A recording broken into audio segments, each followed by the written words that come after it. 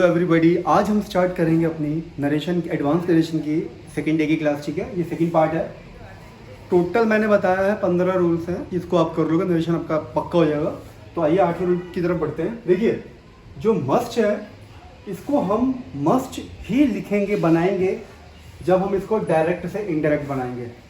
लेकिन जहाँ ड्यूटी का पता चलता होगा, जहाँ कोई कर्तव्य पता चलता होगा, वहाँ पे आप ये लगाएंगे। ठीक है, और अगर मस्ट है तो उसको हैव टू में कन्वर्ट करेंगे जब सेंटेंस में प्रेजेंट का पता चलता होगा। अभी सेंटेंस में बताऊंगा। अगर पास्ट का पता चलता होगा, मस्ट को चेंज करेंगे हैड टू फर्स्ट फॉर्म में। और अगर मस्ट से फ्यूचर का पता चलता हो सेंटेंस से, तो would have two plus verb की फर्स्ट फॉर्म में कन्वर्ट होगा। पहले तो आपको इतना रूल समझना है। इतना है, कुछ नहीं, बस इतना है कि अगर आपको कंपल्शन दिखती है कि आपको ये बात माननी है, आपको ये रूल्स फॉलो करने हैं, जैसे आपको अपने बड़ों का आदर करना ही करना है, तो उनको मस्ट ही रखना है आपको। ठीक है, चलो एग्जांपल पे आगे समझाते हैं। जैसे he said we must obey our parents, तो he said we must obey our parents में ये जो मस्ट है ये मस्ट ही रहेगा। क्यों रहेगा मस्ट? क्योंकि यहाँ पे जो सेंटेंस बता रहा है वो बता रहा है कि इसके अंदर आपको ड्यूटी फॉलो करनी है, ओबे करना है पेरेंट्स को। ठीक है, अगला है मधु सेज। देखिए ये क्या लिखा है, says. Madhu says to Ram you must come back in time, तो मैं समय पर वापस आना है।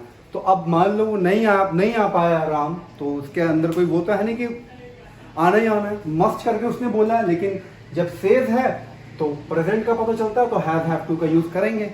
जैसे यहाँ देखा, मधु सेज का टेल्स, राम इन्वर्टेड कॉमर्स किए डैट, यू का ही, राम के लिए बोला है, राम ने कहा ही, मस्ट का has to, he has to come back in time. बाकी सेम है। ठीक है, कुछ भी नहीं है, बहुत इजी है, बच्चों की तरह इजी है। मतलब देखो, Madhu said to Ram you must come back in time. अब यहाँ सैड है, सैड हो गया तो पास्ट का पता चल रहा है, तो हैड टू प्लस वर्ब की फर्स्ट फॉर्म लगा दो। तो यहाँ क्या, मधु सैड का टोल्ड हो जाएगा, राम इसकी जगह डैट, ही मस्ट की जगह हैड टू कम बैक। बाकी सारा सेम है। अगला एक और देखो, लास्ट में Madhu said to Ram you must go Punjab next year. तो मधु किससे कह रही, राम से, कि you must go Punjab next year. ठीक है, अब यहाँ पे अगर ये नेक्स्ट ईयर लगा, इसका मतलब नॉर्मल सी बात है कि फ्यूचर में जाने की बात की जा रही है। ठीक है, तो इसीलिए इसमें फ्यूचर का पता चल रहा है, तो हम वुड हैव प्लस टू का यूज करेंगे। तो Madhu told Ram that he, इसका हो गया आपका would have to go Punjab the following year. Next year the following year में कन्वर्ट होता है। इसकी एक टेबल है, वो आपको एक दो वीडियोस के बाद प्रोवाइड कर दी जाएंगी, ये जो टेबल होती है। ठीक है, तो इसको फटाफट स्क्रीनशॉट ले लो, फिर मैं आगे बताता हूँ। पहला जो रूल है बहुत सिंपल और बहुत ईजी है। इसमें करना क्या है, जहाँ रिपोर्टेड स्पीच क्या होती है मैं बता देता हूँ। जो आप अंदर बात बोलते हैं, जैसे राम सैड आगे बोल रहा है I am going to Patna, तो जो बात बोल रहा है वो आपका रिपोर्टेड स्पीच है। वहाँ पे अगर आपको ये वर्ड दिखाई देते हैं, जैसे लेडीज एंड, जैसे मोदी जैसा बोलते हैं, प्यारे मित्रों बहनों और भाइयों, इस तरह से, तो ऐसे ही ladies and gentleman, my dear friends, hope of the future और इडियट्स, ठीक है ना, या brave sons of the motherland, कुछ भी आ सकता है। ठीक है, तो उसमें आपको करना क्या है, ये आपको फॉर्मेट यूज करना है, क्योंकि इसके अंदर रूल्स वगैरह कुछ नहीं, बच्चों वाली चीज है। Leader said ladies and gentlemen you are my hope. तो लेडीज एंड जेंटलमैन को क्या बोल रहा है कि तुम मेरी होप हो। जब इसको बनाएंगे तो क्या करेंगे, द लीडर एड्रेस्ड, याद कर लो, जहां पे ये वर्ड्स आ गए वहां पे आपको एड्रेस्ड का यूज करना ही करना है। अगर बीच में आ रहा है तो एड्रेस द पीपल एज, और अगर यही बात स्टार्टिंग में आ रही है तो एड्रेसिंग द पीपल एज। ठीक है, तो address the people as ladies and gentlemen and said that they were his hope. अब ये दे कैसे बना है, वर कैसे बना है, हिज कैसे बना है, होप कैसे बना है, तो इसके लिए आप जाइए यूट्यूब चैनल पे जाइए, वहां पे एक प्लेलिस्ट है। जब आप ओपन करेंगे तो ऊपर प्लेलिस्ट लिखा होगा, प्लेलिस्ट में आप ओपन करेंगे तो आपको नरेशन की 7-8 वीडियो जो बनाई है सारी की सारी एक साथ दिख जाएंगी। उन सबको पढ़ने के बाद इन वीडियोस पे आना, क्योंकि एडवांस क्लास है, सब ऐसा निकल जाएगा। ठीक है, क्योंकि मैं बच्चों की तरह एक एक बात नहीं समझाऊंगा। ठीक है, टाइम बहुत लग जाएगा। तो ये समझ में आ गया, एड्रेस द पीपल एज ये। और अगर इसको ऐसे बोलना चाहो तो addressing the people as ladies and gentlemen, the leader said, यहाँ कोमा लगा होगा, ये भी ध्यान रखना, addressing the people as ladies and gentlemen, the leader said that they were his hope. ठीक है, इसकी स्क्रीनशॉट ले लो। बाकी जब प्रैक्टिस सेट आएगा तब आपको बहुत मजा आएगा। ठीक है, इसको कर लो। जो आपका 10 है, ये मैंने 9 लिख दिया, 10 है। ठीक है, ये जो रूल नंबर 10 है ये मैं आपको एडवांस क्लास में पढ़ा चुका हूँ, इससे पहले वाली क्लास में, उसमें लेट वाले केस सारे थे, ठीक है। तो ये वो लेट थे जो मैंने बचाए थे एडवांस के लिए। तो देखिए आइए इसको समझ लेते हैं एग्जांपल के थ्रू, क्योंकि आपको बेटा ये एग्जांपल ही याद करने हैं, ठीक है। तो आइए देखते हैं क्या है। Let it be a square, Ram said, Ram चाहे इधर आए चाहे उधर आए उससे कोई फर्क नहीं पड़ता, ठीक है। तो देखिए क्या है, let it be a square, जहाँ पे लेट इट आता है, हालांकि ये मैं बता चुका था लास्ट क्लास में, लेकिन लेट इट जहाँ आता है वहाँ पे सपोज होता है। मैंने बोला मान लो कि ये एक समुद्र है, मान लो कि ये एक आदमी है, तो ऐसे ही जब बोला जाता है ना तो let it be a square, मान लो कि ये एक स्क्वायर है। तो इसी तरीके से यहाँ पे आपको सपोज जो टू लगाना है, बस सेंटेंस आपके सामने है, Ram suppose that to be a square.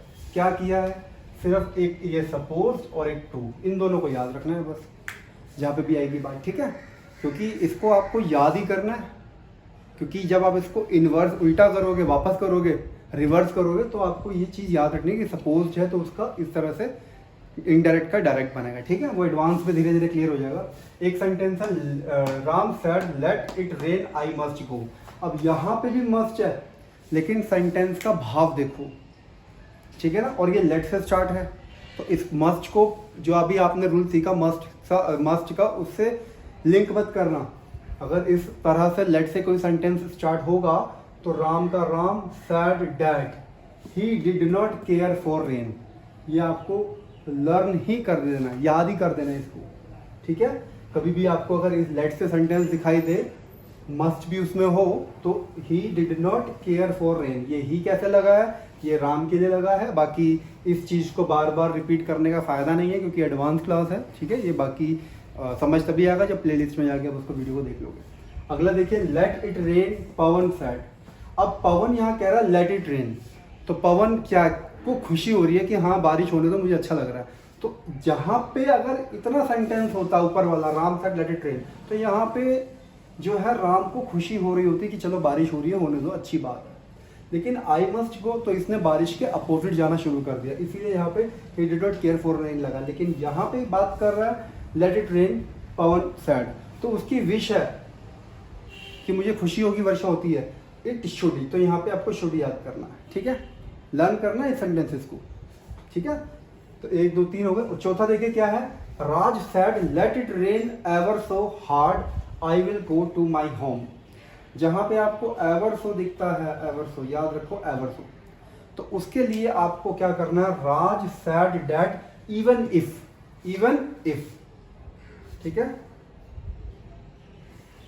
Even if लगाना है। Even if it rain hard, rain का रेन्ड हो गया, it rained hard he would go to my यानी हिज होम। तो ये 4 सेंटेंसेस आपके सामने हैं, 1 2 3 4। इन चारों को किस तरह से करना है देख सकते हैं आप। यहाँ पे सपोज की बात कर रहा है, क्योंकि लेट के साथ इट बी लगा है, तो इट बी लगने पे ये सपोज हो जाता है, ठीक है। और जब इसकी बात करते हैं, Ram sad let it rain I must go, तो ये बारिश के अपोजिट जा रहा है, इसीलिए he did not care for rain. इतनी बात समझ में आई, ठीक है। और अगला देखो, लेट इट रेन, तो यहाँ पे वर्षा होने की बात कर रहा है, उसे खुशी होगी, तो ही Pawan wished that it should rain, तो यहाँ शुड लगना अनिवार्य है, ठीक है। और लास्ट में अगर एवर सो हार्ड आ जाता है तो आपको स्टार्टिंग में इवन इफ लगा देना, Raj said that even if it rained hard he would go to his home, ठीक है। इसका स्क्रीनशॉट ले लो। चलिए आइए देखते हैं रूल नंबर 11 और 12, ठीक है। 11 में जो समझाना चाहता है, ये रूल नंबर में 11 समझाता है कि अगर क्वेश्चन टैग दिखाई देता है, अब क्वेश्चन टैग क्या है कई सारे स्टूडेंट्स को शायद नहीं पता होगा, बस आप इसको इतना याद कर लीजिए, अगर किसी सेंटेंस को बोलते वक्त लास्ट में विल यू, शैल यू, ठीक है ना, आर यू, ठीक है ना, इस तरह से अगर कोई हेल्पिंग वर्ब के साथ कोई प्रोनाउन आती है तो आप उसको क्वेश्चन टैग मानिएगा। जैसे एक इसका एग्जांपल दो हिंदी में, जैसे आप किसी से फ़ोन पे बात करते हैं, अरे आप आ रहे हो ना, आप आ रहे हो ना, ये ना जो बोलते हो ना, ये क्वेश्चन टैग होता है। तो उसी इंग्लिश लैंग्वेज में इसको इस तरह से रिप्रेजेंट किया जाता है। फिलहाल आप इसको याद रखिए। क्वेश्चन टैग में क्या होता है, जब आप नरेशन बनाते हैं तो नरेशन बनाते समय आपको क्वेश्चन टैग को इग्नोर करना है, उसको बनाना ही नहीं है इंडायरेक्ट करते समय, ठीक है। जहाँ क्वेश्चन टैग आ जाएगा तो वहाँ पे आपको उसको रिक्वेस्ट या आस्क बनाना है, ठीक है। आई बात समझ में, ठीक है। अब ही रिक्वेस्टेड या asked to give him some money, ठीक है। अब क्या होता है पेपर में, अगर यहाँ मी भी लगा देता तब भी हम इसमें एक सेंटेंस में कोई गलती नहीं मानते। He asked me to give him some money, सही है। ही आस्क्ड या requested to give him some money.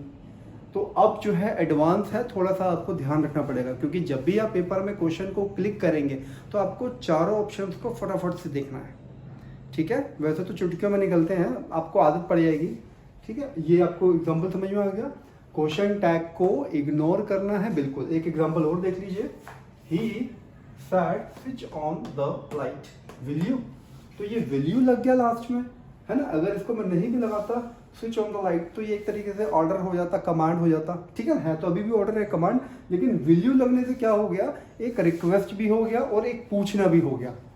आप आ रहे हो ना, अब आपने क्वेश्चन भी पूछ लिया और उनमें आपने पक्का भी कर लिया कि आ ही रहे हो ना, तो ऐसे आप इसमें ही आस्क्ड या रिक्वेस्टेड, या मी लगा सकते हो, मैं नहीं लगा रहा, ही आस्क्ड या requested to switch on the light. आगे विल यू का वुड यू पेपर में आपको ऑप्शन में दिखेगा, आप वुड यू वाले ऑप्शन को नहीं लगाना, यहाँ वुड यू लगाना गलत हो जाएगा, ठीक है। ये जो है ना पार्ट, ये वाला यही क्वेश्चन टैग है, आप इसको रट लो जिसको नहीं आता क्वेश्चन टैग, ठीक है। आइए आगे देखते हैं। देखिए इस रूल का कोई नाम नहीं है, बट ये है कि आपको याद रखना है कि अगर कभी कभी विल से या मे या कुड से, वैसे तो मे और कुड तो आपको पता ही है, विल से स्टार्ट होता है और वो रिक्वेस्ट मानी जाती है, ठीक है। जैसे she said will you open the gate, अब ये विल से स्टार्ट है तो इसको एक पोलाइट रिक्वेस्ट माना जाएगा। तो ही रिक्वेस्टेड या आस्क्ड मी, आप अपने आप से लगा सकते हैं, ही रिक्वेस्टेड या asked me to open the gate, है कुछ नहीं।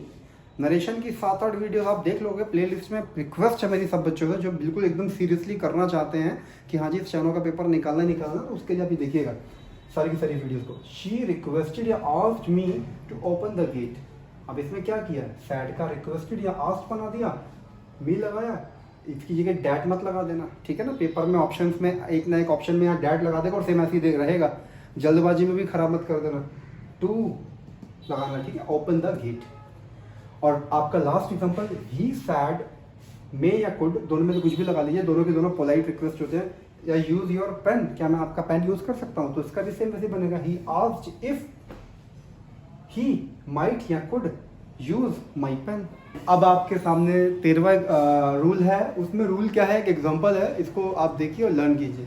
ही said to me are you poor aren't you, again question tag है ये, ठीक है। ये नेगेटिव क्वेश्चन टैग है, इसीलिए इसको मैंने अलग रखा है, उससे दूर रखा जो उससे अभी हमने पहले किया रूल में।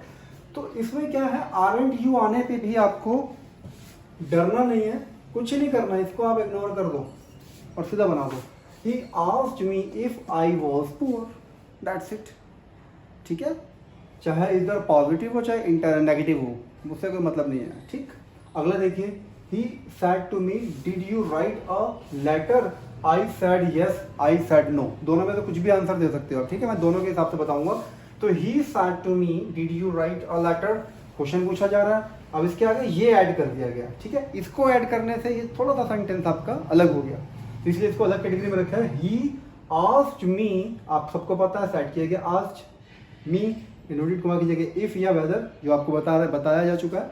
तो he asked me if I had written a letter, अब ये हैड कैसे बना है, डिड जो है आपका सेकंड फॉर्म है, तो ये कन्वर्ट होगा किसमें, हैड में, ये रूल्स में बताया जा चुका है। तो इतना तो आप बना लोगे। अब इसके बाद अगर आपका आंसर यस होता है, अगर आपके आंसर यस होंगे तो आप उसमें बोलेंगे I replied in the affirmative, अगर यही आप नेगेटिव बोलोगे तो आप बोलोगे I replied in the negative. But अगर आप इन दोनों को यूज नहीं करना चाहते, जैसे आपके सामने पेपर में ये दोनों में से कुछ भी नहीं आ रहा, तो आपको आई सैड दैट आई हैड, अगर आप आंसर यस बोलोगे तो हैड लगाओगे। क्यों लगाओगे? क्योंकि सेंटेंस में यहाँ पे डिड को हैड में कन्वर्ट किया था, इसीलिए आपको भी यहाँ पे हैड का यूज़ करना है। यहाँ पे आपकी हेल्पिंग वर्ब जो है वही आएगी जो आप सेंटेंस में यूज़ करेंगे, ठीक है। और अगर आप इसी को नेगेटिव बोलोगे तो आप क्या बोलोगे? I said that I hadn't. Had not कर लो चाहे हैडेंट कर लो, एक ही बात है, ठीक है।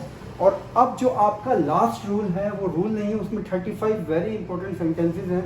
एक एक करके अगर कॉपी इसमें समझाऊंगा तो टाइम बहुत लग जाएगा, ठीक है। तो आपकी स्क्रीन पे ये सारे के सारे आना स्टार्ट हो जाएंगे और बिल्कुल लास्ट में वीडियो के 2 टेबल्स भी आएंगी आपकी, जो 2 टेबल्स आपको अच्छे तरीके से देखनी है और समझनी है और याद करनी है, ठीक है।